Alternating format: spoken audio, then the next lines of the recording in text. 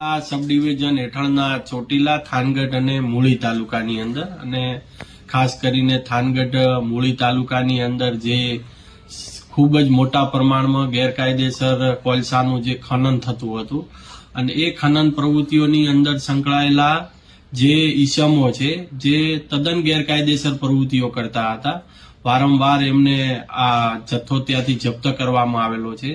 તો તેવા ઈસમો સાથે સાથે જે સરકારી જમીનો ઉપર મોટા પ્રમાણની અંદર મોટા બાંધકામો કરી અને સરકારી જમીનો જે પચાવી પાડી છે, આવા ઈસમો અને આ તમામે તમામ જે ઈસમો છે એ ઈસમો આ સોસાયટીઓની અંદર, આજુબાજુના વિસ્તારોની અંદર મોટા પ્રમાણની અંદર કાયદો અને વ્યવસ્થાને અસર કરી રહ્યા છે, અશાંતિ ફેલાવી રહ્યા છે.